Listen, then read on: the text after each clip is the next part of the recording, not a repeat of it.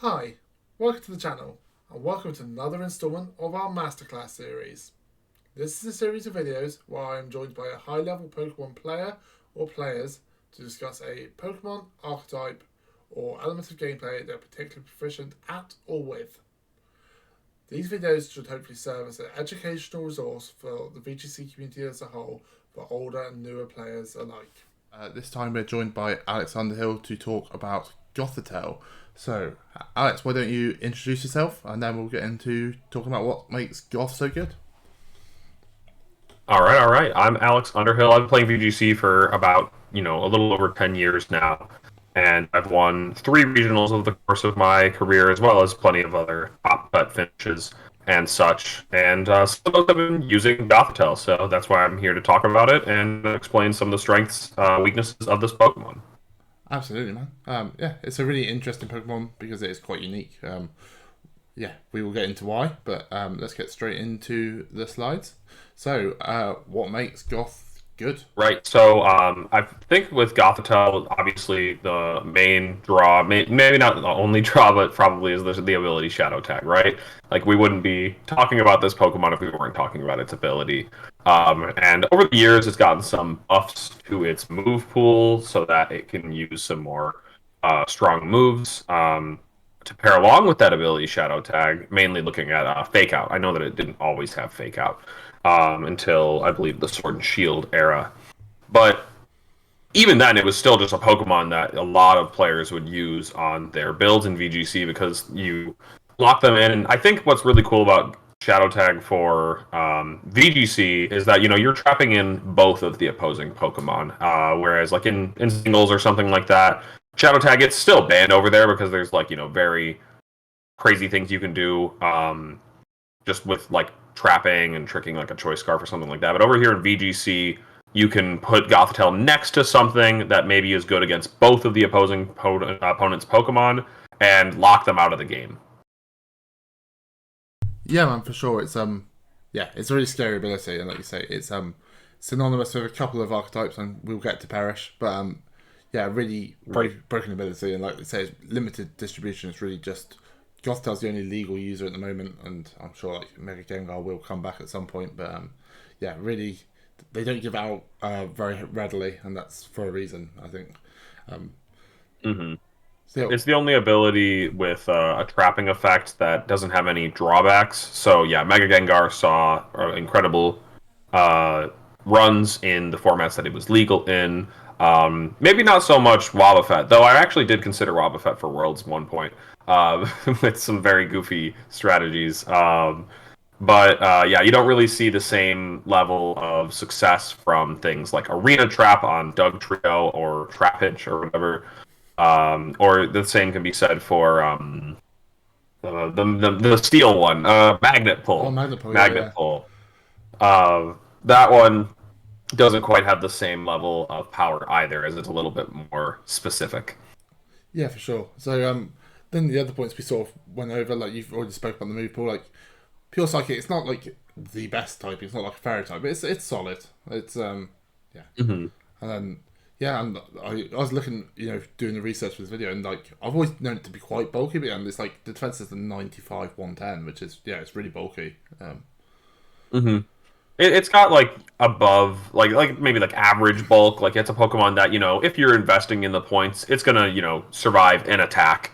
And you don't really see Gothitelle often invest in its offenses. It might invest in its speed. We'll talk about that on later some of the versions that I use. But with when it got access to Fake Out, it became important for it to trap in other slower Fake Out users like Incineroar, like Rillaboom, and go for Fake Out onto them before they could fake you out.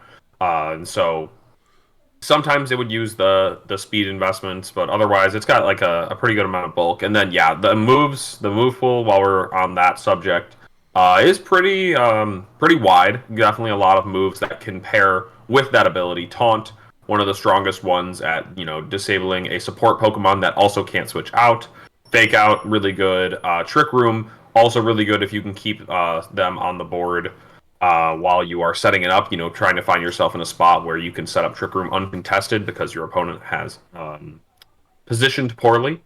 That is basically what Gothitelle is all about is using some of those moves. Psychic can also be on there. Heal Pulse, I think, is also on there. And yeah, I mean, it really can do a whole lot of things, basically.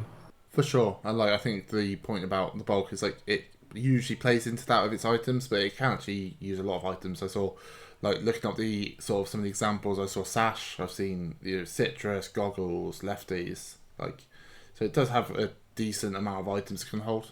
So it is quite flexible in that way. Mm-hmm. So now if we get on Yep. to some of the notable sort of builds and results of Gothitelle, obviously I mean, the archetype it's synonymous with is Perish Trap. So I think we'll probably start there, and then we can work through some of the non-perishy teams, because it is like I said, it's actually pretty versatile. It can be put, it's quite flexible. It can be used on a lot of teams. So yeah, like Perish, Wolves. I thought I picked Wolves Toronto teams. That's sort of more of a pure Perish team, as opposed to the EUIC team, Mm-hmm, which is mm-hmm. sort of like more of a hybrid. But yeah, what do you think of Perish as an archetype and sort of Gothitell's role in it? I've had a lot of fun playing Parish over the years, and I've played Parish with Gothitelle, without Gothitelle. I think one of the funniest times that I used Gothitelle with a Parish Song team was at Dallas in 2020, where I used Gothitelle and Gotharita on the same team just to be that committed to Parish Songing. You got to use, like Citrus Berry on your Gothitelle, Eviolite on your Gotharita, and you could just be doubly sure that you could, get off that Parish Trap strategy. So yeah, Wolf's team here. Even though we're looking at the Rain one, as opposed to the Screamtail Sun one, the Rain one here does still have its fair share of offense, and I think that that's kind of a key component of all Perish teams. Is that there are a lot of Pokemon that you cannot perish because they will have ways to get around it, whether it's a Ghost type that can switch out a Shadow Tag, or it's a Pokemon with a pitting move like U-turn or Parting Shot. Those are Pokemon that you're going to have to deal with in other ways, and sometimes it's taunt on the Gothitelle, sometimes it's just KOing them. And lastly, something that I think this team does well, in particular, Wolf's team here, is it will perform a bit of a different Perish game plan that technically doesn't completely rely on Gothitelle, but take two KOs and then go for Perish Song with Politoed, or whatever Pokemon is clicking Perish in particular, and you can win the game because you don't really you're not trapping them in anymore. But if they have only two Pokemon left, they can't switch out. So Perish Song kind of just finishes the job there, and yeah, Gothitelle can still enable those types of strategies. For example, you can lead off with Gothitelle plus Kingdra or Archaladon on a team like this and get some early KOs, threaten a fake out to disable the one slot, Draco Meteor to just completely KO the other slot, and from there figure out eventually how you're going to get that next KO and eventually set yourself up for a Perish endgame. Yeah, for sure. Like the scary thing is like ending up 2v3 against the Perish teams. It always feels like it's done. Like Mm-hmm. even if they can serve something on 1 HP, it's just if they got the resources to stall you out, then it's over. And yeah, you say Goth is a great enabler. Now if we look at sort of more of the using it as a more offensive positioning piece. I remember Mm-hmm. like you guys. I think it was you, Colin, and Rajan ran this at LA. And Right. yeah, it's like it was really interesting because like I remember you guys saying like the Goth just stops the Miraidon, gets it stuck in, and then the Terraground G used to blow it up. Like yeah, it's interesting to see how it is sort of like a very strong positioning piece against and like lines up your offensive pieces to sort of do their work. So yeah, talk about this team.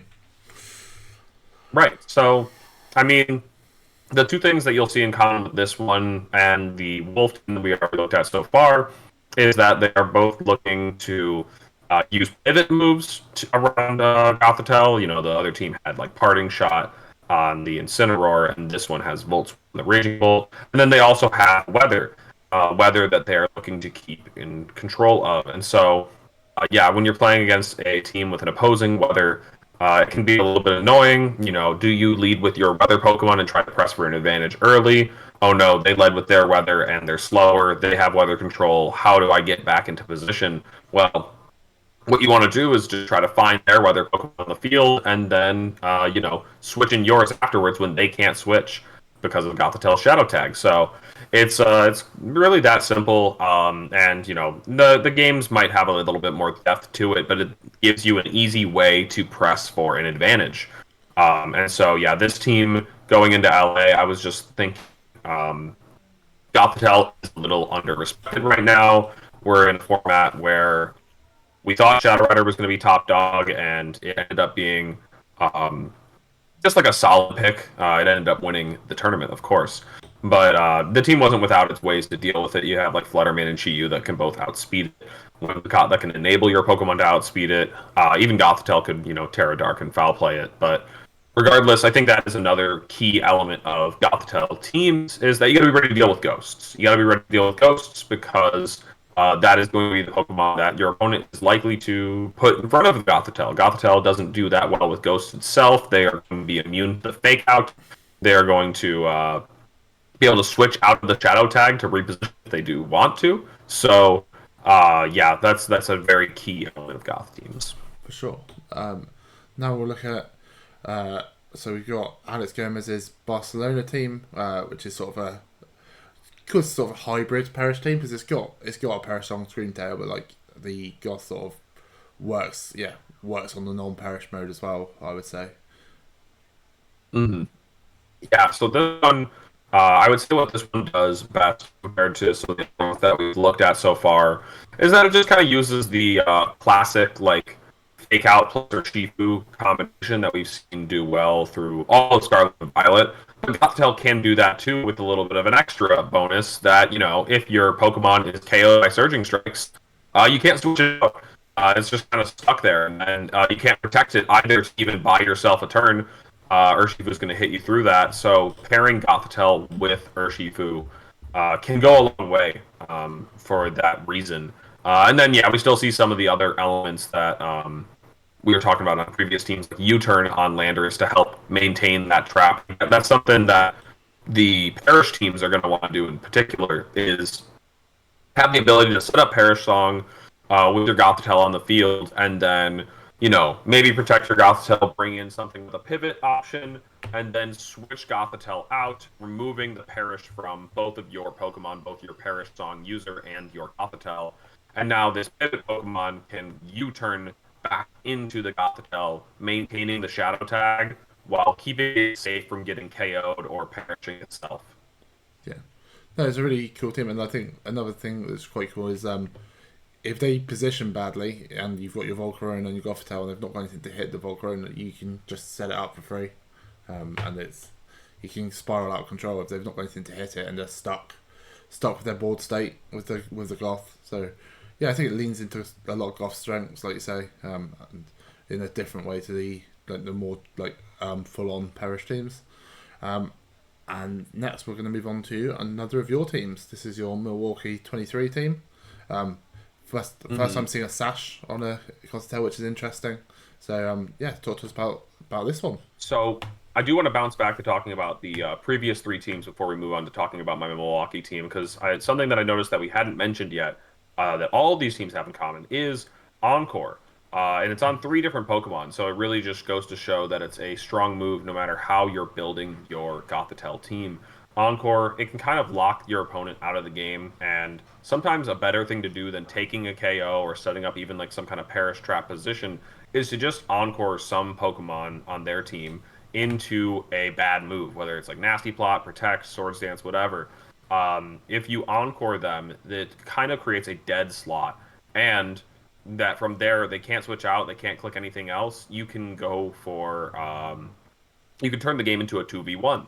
And so, we see Screamtail, Whimsicott, and Politoed all using Encore in this one. The next team that we're going to be talking about doesn't have Encore, so it's not like a 100% necessity, but it is one of the strongest things you can do when paired with Shadow Tag. So for sure, man. Yeah, it's scary being stuck, especially stuck on the field, stuck into a bad move. Mm-hmm. It's it gives your opponent a lot. Well, if it's you that's positioned that way, your opponent's stuck. You can then sort of do whatever you need to do to exploit that. Right, right. Um, and so the next team here is it uses Gothitelle as a bit of a secondary mode. The primary mode here is built around Orthworm and Tinglu.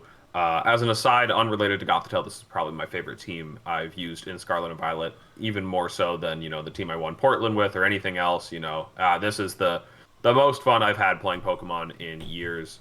And so yeah, the team was very focused around Tinglu and Orthworm, and Yeah. it still used Gothitelle for some tricky positioning. If you can set up some substitutes, then you can use Gothitelle to go for a fake out to enable the setup of Dragon Dance or Swords Dance on the Iron Hands or Dragonite, respectively.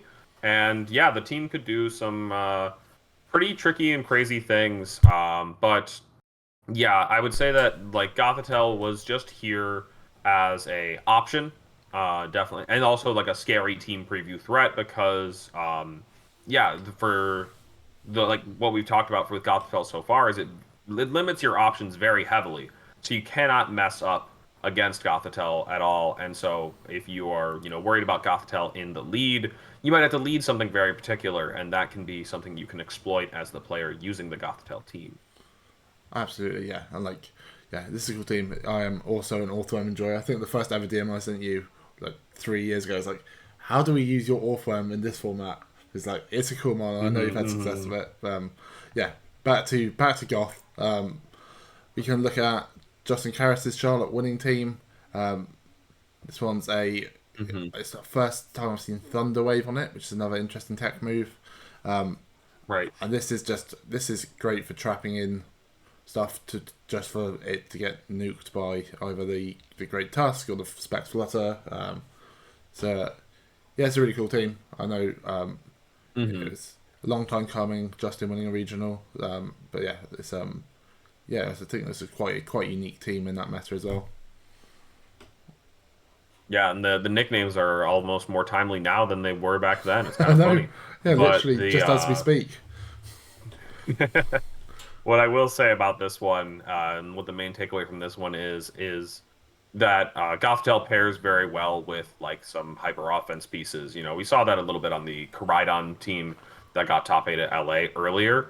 But yeah, this one is kind of doing the same thing. It's picking its flavor of offense to position next to the Gothitelle or Tyranitar as well as a good defensive Pokemon that, if the opponent doesn't have anything that can do enough damage to it, it would be a great time to send in your Gothitelle and lock those Pokemon across from it so that it can just slowly whittle away at them with Rock Slide or Crunch and the sand damage. So, yeah, I mean, mostly a bit more of an offensive approach with this team, but Gothitelle gives you the option to lock your opponent in a bad spot when you want to switch in whatever your Specs Moonblast switch in looks like, and you can't because you're trapped. Absolutely, and it's the third weather we've seen with Goth now, so it's very synonymous with weather users as well. Like it's not like again probably another thing, not a necessity, but it's definitely a nice to have on Goth teams.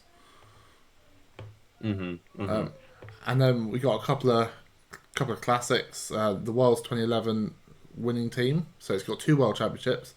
There's not too much I could find about this team, but like this was even pre Shadow Tag. It was competitive, I believe, which is insane. So just a shout out to it's won 2 World Championships, both this one in 2011, where we don't know that much. I know it was more offensive because it was more taking advantage of its other ability, and then the 2014 World's winning team. You can, if you click on Ray Rizzo's blue name there, I think it should open up the paste. Perfect. Oh yeah, perfect. So this is it's got Safeguard, which is cool, and yeah, it's even though it's Frisk, it's not even competitive, which is it's really cool that like I know Ray was a proper chef back in that era. 100%. Yeah, it's really cool to see. I would say the main thing that I've taken away from this team is that Gothitelle probably had access to Safeguard, which is a limited move. Like not a lot of Pokemon learn that one, and being immune to different status moves is important. Thundurus spamming Thunderwave is definitely a really annoying strategy that we had to deal with years ago. Like for example, looking at this team here, what's immune to Thunder Wave is actually none of the Pokemon. You would think that maybe Thundurus or Hydreigon could be immune to Thunder Wave, but no, we were able to paralyze electric types back then. We were able to use prankster moves onto dark types back then. So, yeah, having a way to be able to shut off opposing Thunder Wave could be a serious benefit. And on top of that, we were playing closed team sheet back then, so Frisk telling you what items your opponent had was some seriously strong info management, essentially. Absolutely, yeah, it's really cool to see it had its uses before it got the really broken ability, and then we move on to the 2014 Worlds winning team, which obviously famous for the Pachirisu, but it also had a Gothitelle, and this Goth actually has Tickle, which is another really cool tech move. But yeah, there's the Seijan known chef, but this team had lots of interesting choices, and includes Gothitelle. Right. Gothitelle, yeah. I mean, it just kind of showing the depth of its move pool here. Again, before this is pre-fake out, so you don't see it on the moveset here. But it didn't mean that the Pokemon was any less strong. I mean, it only got stronger when fake out was added. But even then, trapping things in so strong, and trapping them in with dropped defenses from and offenses with Tickle. A really funny combo because kind of like what we were talking about with Encore. This is a bit more of a self-sufficient Gothitelle, but if you can trap in the opponent's Pokemon and reduce its offenses to the point where it's not doing enough damage for you to care anymore, then you can also kind of effectively create that dead slot. Absolutely, yeah. No, it's really, really cool. And then, do you want to highlight a couple more of your 2022 teams? I think they're a bit more relevant because it's dual restricted, which is a format we are currently playing. Obviously, it's different era, different mechanic, but yeah, sort of tell me how it functions in like the highest power level. Yeah, so for this team, Gothitelle, it was actually doing something that we haven't quite dove into yet because I'll be honest, I guess it hasn't been seen that much across the years of Gothitelle being available, but Gothitelle was used for a bit of a hard trick room approach here. A bit of a different hard trick room approach than the ones we see nowadays, where they're spamming things like Eruption from Torkoal or Expanding Force from things like Hatterene or whatever. This one, it's still using some strong restricted Pokemon to set up that trick room, Palkia and Ice Rider. But Gothitelle was there to trap the opponent in across some restricted Pokemon that we had a good matchup against. And so, yeah, Palkia paired with Gothitelle is really good because some of the strongest max moves came from Charizard and Kyogre, fire and water type attacks, respectively. And Palkia could take those attacks quite well. So, yeah, the Gothitelle on this team, it was also kind of abusing the fact that when you trap in some useless support Pokemon, you get a lot of time to click moves, and so this Gothitelle was running Hypnosis, a move that we haven't yet seen on any of the Gothitelles listed before. And Hypnosis, while it's not the most reliable move, it's a move that does really well with the space that Gothitelle creates for your team. If the game is going to be slowed down to a pace where I can't do much damage to you, but you can't do much damage to me, why don't I put everything on your team to sleep and then position while you can't? Absolutely, yeah. No, it's really cool to see, and yeah, like you say, it's another role, so show its flexibility again that you are actually able to use it, like you say, on more of a hard trick room team. So that sort of covers a lot of the teams. So what I really want to know is, as someone who's got like a lot of experience using Gothitelle, like what's some basic tips for piloting them on really? I know it's like you could use it in the lead to try and predict the trap in, or you can have it in the back to position, but sort of as an experienced user, what would you give as tips to someone that's maybe less experienced with them on?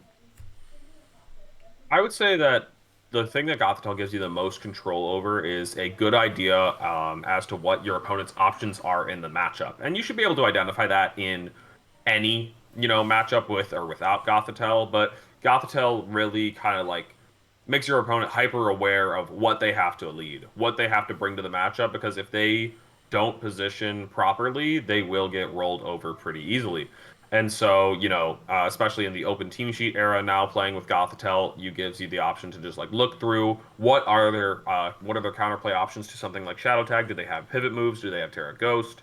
And you kind of use those things to identify, what your opponent's going to do, and then you decide, all right, does that mean that I lead Gothitelle anyways, and I just put whatever counter Pokemon I feel is strongest next to it, or do I, avoid playing Gothitelle altogether because my opponent is going to be tunnel visioned on beating it? I'll just bring four Pokemon that are going to be more effective in the matchup anyways, and you've wasted your time trying to beat something that I'm not even bothering with.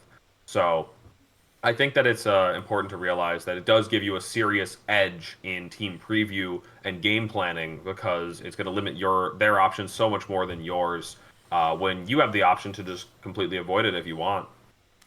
Yeah, it's really interesting. Yeah, like noting the team sheet pressure with them on is really interesting, and like the fact that you don't have to bring it is just it's scary to face the team preview, and that is Yes. a lot of the battle. Like, as everyone will know that if you hard to index on a lead and get it wrong, it's just a nightmare. So, yeah, really interesting. So yeah, we're just going to move now on to sort of partners and sort of how like team building. Obviously, I wouldn't say necessarily unless you're building a parish team, it's like the first one on the team. But just like, what would you say that like complements as well? It's probably all stuff we've really spoke about. Just sort of summarizing what we put together for a team where we can put a goth on it. So yeah, I think with Gothitelle, there are like two ways to approach it in team building, and that is, putting it on the team as the first Pokemon, and that's usually by identifying, Shadow Tag seems strong right now. There's not a lot of difficult to deal with Ghost type Pokemon in the metagame. And if I do encounter those, I know exactly what I'm gonna add to my team to deal with them, and I know that I'm gonna get a lot of benefit from adding Gothitelle to my team. So I'm going to start with it and then figure out, what do I want to trap them in to best deal with and best enable the Gothitelle. The other way is, Gothitelle added to a team that, you feel like would benefit from locking down the positioning. And so a lot of the like parish trap teams, a lot of those teams seem to have Gothitelle as kind of the forefront, the main idea. Whereas like some of the teams that we looked at, like Justin Karras's, my Earthworm team, those teams kind of use Gothitelle as a bit more of a secondary option that could, put your opponent in a bad spot if they wanted to, but it didn't have to. And so I think that Gothitelle is just like one of the most like interesting things you can team build around because it gives you again so much control over the game. But yeah, like that is probably where Gothitelle is most interesting is in the team builder, figuring out what you want to put around it, how you want to deal with those ghost types, what exactly is the goal of the team. Yeah, that's the most important part. Absolutely, man. And finally, do you think, seemingly we're currently in Reg I and we're going to be into the Worlds, do you think it's viable in Reg I, or do you think it's just been a bit blown out of the water by power creep for this format? I would say that right now with double restricted, it is a time that I was using Gothitelle in the past to a decent level of success, and it being double restricted again, it's a big maybe. The problem being that two very strong ghost type restricteds exist in the metagame. They also existed back in Sword and Shield, but I feel like their popularity is at a much higher level. Shadow Rider and Lunala are both doing very well in Regulation I right now, and it's not exactly trivial to counter those Pokemon with just any old, one Pokemon fix. You're gonna have to work a little bit harder than that. That said, will it pay off? I would say most likely if you can put your opponent in a awkward spot because Gothitelle is locking in one of their restricted Pokemon across from something that you have a direct counter to, then yeah, you can easily use that counter Pokemon to get rid of a restricted Pokemon and turn the tide in your favor. So while will it be a mainstay Pokemon? Absolutely not. Will somebody try and cook something up over the course of the next several tournaments? I think there's a decent chance. Not 100%, but a decent chance. Cool. Thanks, man. So that is us for the Gothitelle Masterclass with Alex Underhill. Alex, any shout outs or plugging to do? And then we can get out of here. I would say, just check me out on Twitch. I stream pretty regularly, just laddering and, kind of analysis, as well as hit me up for coaching if you ever feel like looking for that type of help to level up your game. Otherwise, yeah, this was a lot of fun, and yeah, Gothitelle's a really cool Pokemon. Give it a try. Yeah, thanks for coming on, man, and we'll see you guys next time.